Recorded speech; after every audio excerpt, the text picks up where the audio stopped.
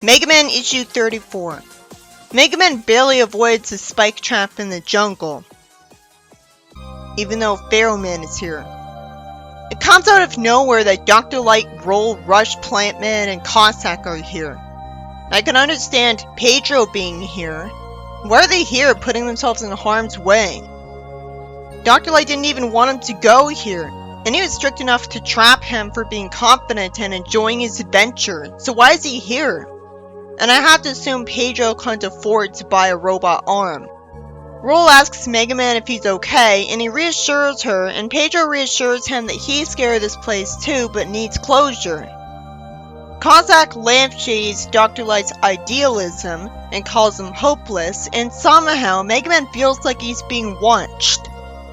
Snake Man conveniently knows that Mega Man's here and so on, and the story doesn't bother to explain that he's got amazing hearing or is psychic. Proto Man thankfully tells his friends that Mega Man and the others are not their targets and only wants to hunt down Shadow Man. And through a miracle they listen to him even though they're only built to kill Mega Man. Then Dr. Light tries to assert his authority over Mega Man for once by telling him he doesn't need to go into the ruins, and he says no, and he just humors him, even though he's right that he doesn't need to. Mega Man hears Proto Man bash Shadow Man and somehow thinks he's just hearing things.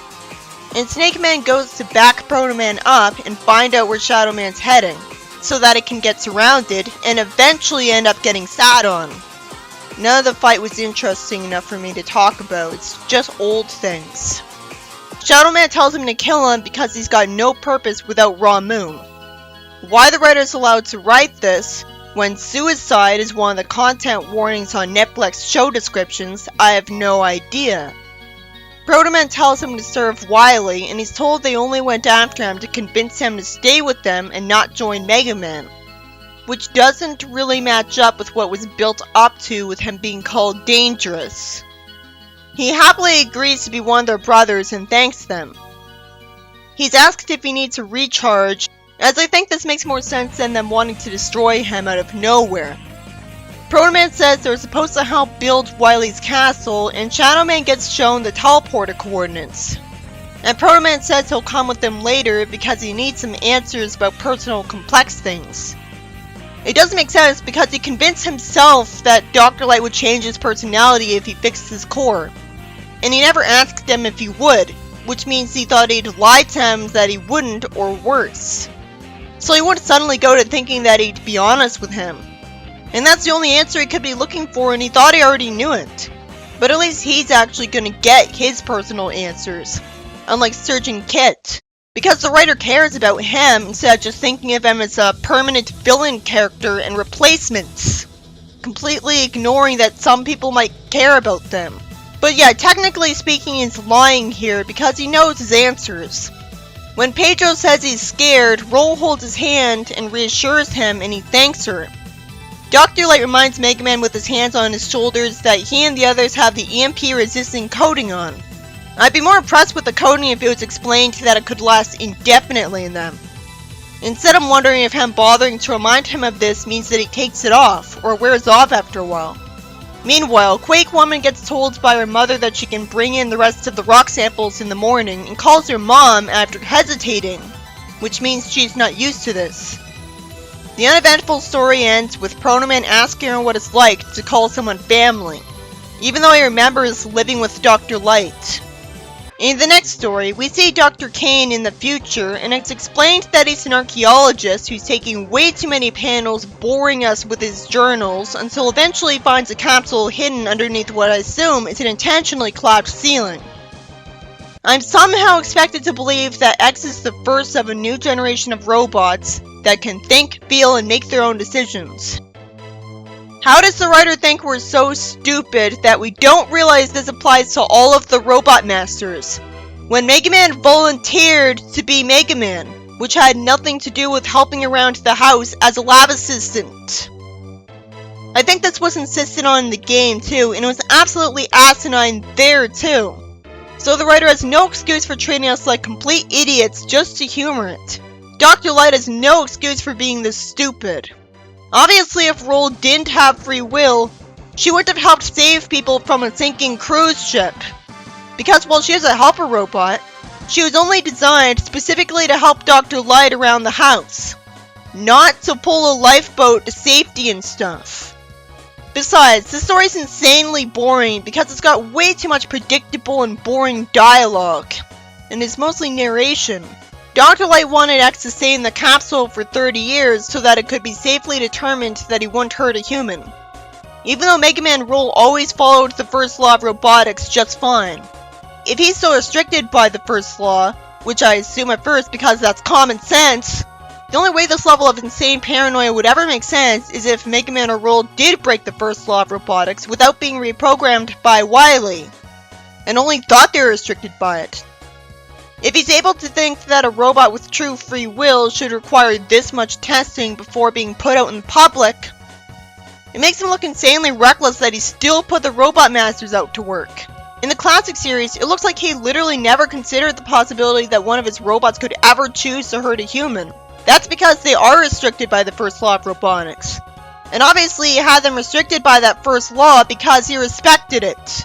If Dr. Light means to say that he actually did design X to not be restricted by that rule on purpose, then why in the world did he do that? Why did he find any sort of appeal in it when he's not evil? It's not like he hated that law because he used it on all of his other robots. He was just being a mad scientist here, wanting to prove it was possible for the sake of his own ego, without considering the fact that it's not done by people for a reason. That it's better that robots are restricted in that way, and that's part of what makes them better workers than humans. Otherwise, he misses the point. Robots that were restricted by the first law worked perfectly fine. Why would he think it's okay to take that risk when it's only going to result in people getting hurt, with no pros to it? Eventually, after briefly considering not waking him up, Kane makes sure X gets woken up, and the story gets boring again because it becomes nothing but narration again, where Kane explains that he thinks it's a good idea to make Reploids because Dr. Light said he wanted to be the first in a new generation of robots. Him reminding us he's an archaeologist only makes it less believable that he's still able to complete a Reploid. I didn't mention it at first because it was obvious, but why was he the only one who discovered X? Even Harvest Moon knows that archaeologists work with somebody else. He thinks it seems odd to see Reploids working with humans, which could only mean that there was a time between Dr. Light's time and his where Robot Masters were banned by the government, probably thanks to Wily scaring them by taking them over one too many times. Otherwise, Kane wouldn't have found it odd, because he'd have grown up with Robot Masters being normal. But the government must have unbanned Robot Masters for the new Reploids to be allowed to work. And yet the story doesn't explain that, and just completely glosses over it. Continuity errors like this are all the more reason why the X series should have been a separate universe. It makes no sense that Dr. Light would have even bothered making X to be a free-willed robot, when Proto Man having free will caused him to constantly break his heart, and he should have been satisfied with Mega Man, and probably didn't expect there to be another person as threatening as Wily in the future. Wily being a guy who proved to him by reprogramming his robots to not follow the first law of robotics just how horrible it is to not have robots following the first law of robotics. And now this text box makes the connection between the series looser, as there's no explanation for why Robot Masters stopped being a thing for 2 generations, just for Reploids to still be legal. The X series would have made more sense if it was another universe where Proto Man, Mega Man, and Wily never existed. What with there being no reference from Dr. Light to Mega Man in any of the Dr. Light capsules.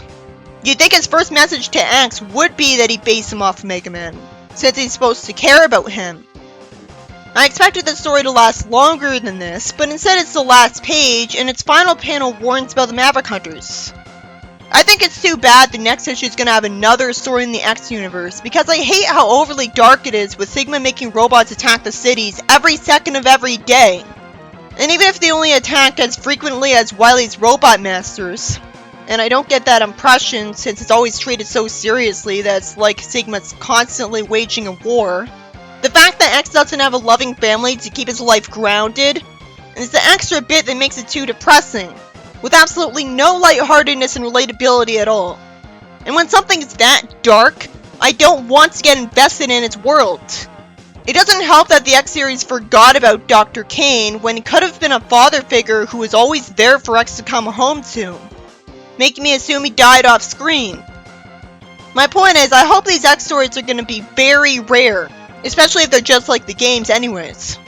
But then they're pointless. Mega Man issue 35.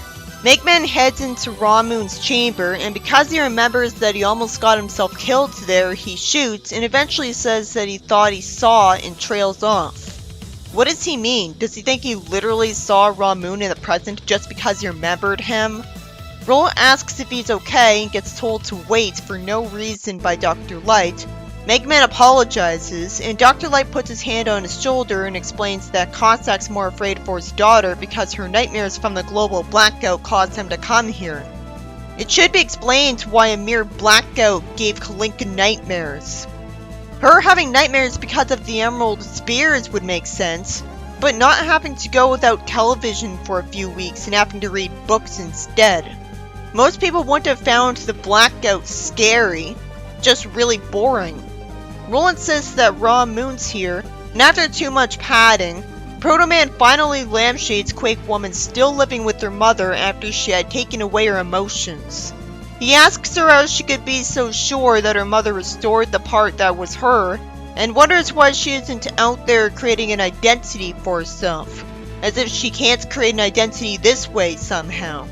I like that she says, "What identity is Breakman?" She eventually says she'll show him why she didn't betray her parents like he did. He sees a photo of her and gets told that when her personality was restored, she got given a set of video discs which served as home videos of her acting annoyingly childish. He says she robbed her of that because she's different now. This is why this is a big mistake.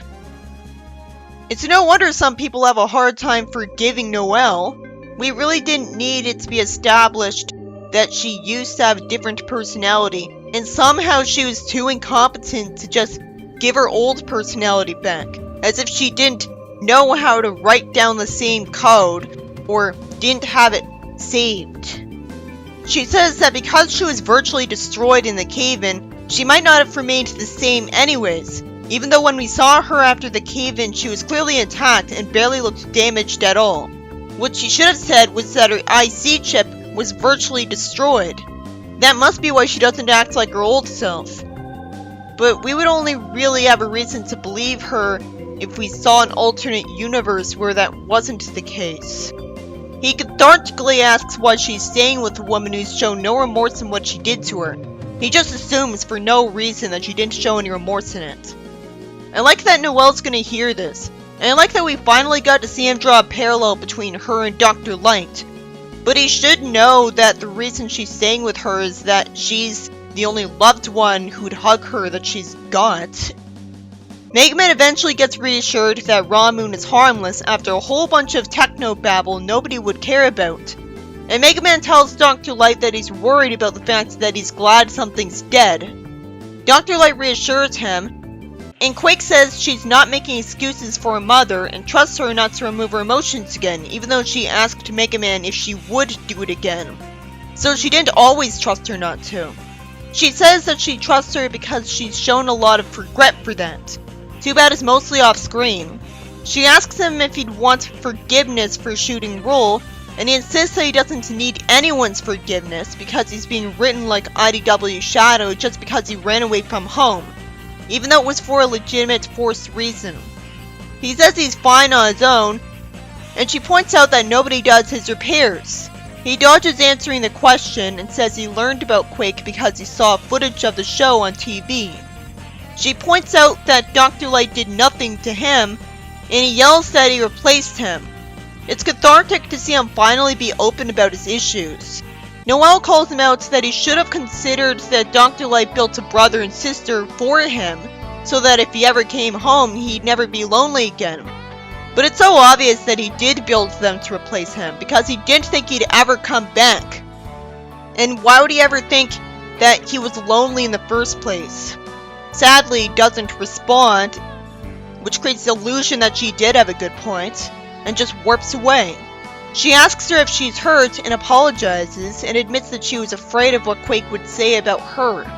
There's a sad moment as they hug, and she apologizes and explains that she removed her feelings earlier because she didn't want either of them to suffer. Meanwhile, Dr. Light sees some blood, which proves that Raw Moon attacked Wily. Panders showed blood in the Knuckles comic, and probably got nothing but complaints.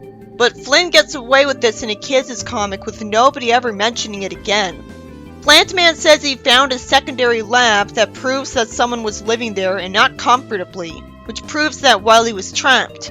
And Cossack finds it suspicious that there's no data left in any of the machines. So Wily has to have deleted them, which is why they didn't see his video diary proving that he was going to use Raw Moon himself. And figures out that Wily got in over his head and scraped his knee as he went scurrying to cover. Dr. Light proves that Wily had been hurt with a cable specifically, saying, "And I suppose Albert stabbed himself with a giant cable just in case we came to verify his claims that he wasn't going to destroy the world." I love when he's sarcastic, but you'd think he would care that there's no data left in any of the machines. Cossack somehow says the evidence is just incomplete when it obviously is overwhelming. And Dr. Light puts his hand on his shoulder, and Cossack says he wants to go home and reassure his daughter. Naturally, Pedro says to see a place he's been scared of so long so empty leaves him feeling hollow, so he's not sure if he has any closure. But he thanks Mega Man anyways, and Mega Man says he's just happy to help. Rule asks him if he's feeling any better and sucks up to him. He thanks her, and the story ends there. The next story is boring right away by wasting time with narration that everyone who played Mega Man X already knows. Why waste a whole page on this? Especially when you consider that aside from it telling us the name of the city, all of this was already established last issue. X sees a news report about a Maverick incident, and Kane tells him the police managed to save the day, and somehow Kane was summoned to a hearing about the recent incident as if it had anything to do with him. Well, he's responsible for everything every Reploid does because it couldn't leave X alone. A page is wasted on him giving a boring speech that he doesn't know why the Reploids are going crazy, and he stubbornly insists that they shouldn't curb Reploid production. The story gets boring again when it gets covered in narration and talks about how Sigma used to be the leader of the Maverick Hunters. The people who play the game already know that. I'd rather be shown how Zero was discovered in the future, when exactly Zero was invented, and how he was sealed away for decades if he was made in the past by Wily. And it sure is convenient that X was discovered before him, even though it looks like he was hidden well. Instead, the page is a waste of time establishing that the Maverick Hunters prevented any further injury to civilians, and Sigma's fight with Zero made him catch the Maverick virus. Is it ever explained why they didn't just completely destroy Zero? Not just in this time period, but also in the past. Why did they seal him away instead? That's dumb. If the logic was it'd be better to keep him around so he could be useful, why didn't they just reprogram him instead of sealing him away? Why didn't they just cure his virus? It shows Sigma pretending to still be a good leader of the Maverick Hunters, while X whines that the Maverick Hunters aren't a solution to the Mavericks. No duh. If they're going crazy because of a virus, they obviously have to spread a cure virus to cure all of them. But somehow, it takes until after the X series for that to get developed from Zero, even though it's a future where anything can get invented. The first story had barely anything get to happen in it, because a lot of the space was eaten up by the second story that didn't need to exist. All the first story does is establish that Mega Man went back to the jungle with a whole team of people, most of whom I wouldn't expect to go there at all. All that happens is Mega Man's team does some walking, and they don't even make it to Raw Moon in the end, thanks to the second story. And meanwhile, there's a fight with Shadow Man that's so uncreative I forgot it at first, because having nothing but old characters and powers is boring, especially when you know all the characters are gonna survive. And all it does is establish that Proto Man had to talk him into staying with his group, which he didn't want to at first because they weren't really loyal to Raw Moon, and he is. This fight could have easily not happened though. Shadow Man could have easily just been made by Wily like in the game. The second story shows Kane meeting X, taking forever to get there, and it's an insanely boring story by consisting of almost nothing but narration with overly formal, wordy dialogue. Yet another way Flynn is no better than the previous Sonic writers because Bullers did this with a fight between Ultrasonic and Ixens. There's no reason for this story to exist because the game already tells the audience that this happened, and we don't even get to see much dialogue in it. And nothing happens that's new. And all it does is establish that in Kane's lifetime, there weren't any smart robots in the workforce helping people out. Even though I'm also supposed to believe the classic series came before this. So it just makes it even more forced that the X series is the future of the classic series, because it doesn't explain that Robot Masters were banned thanks to Wily, and were just unbanned. The Mega Man comic came out in 2011, right? So what was the release date of Mega Man X8? December 7th, 2004. What is the point of having X stories? They're not advertising new games coming out. The first story is about Mega Man and his team finding Ra Moon's chamber empty and safe so they could find evidence that Ra Moon had betrayed Wily. Mega Man being here does nothing but cause him to complain like he has PTSD. So that added nothing and was just a boring subplot. And Proto Man yells at Quake Woman for forgiving someone who changed her personality, because out of nowhere, it's revealed that simply restoring her emotions somehow didn't return her personality to normal, because convoluted writing.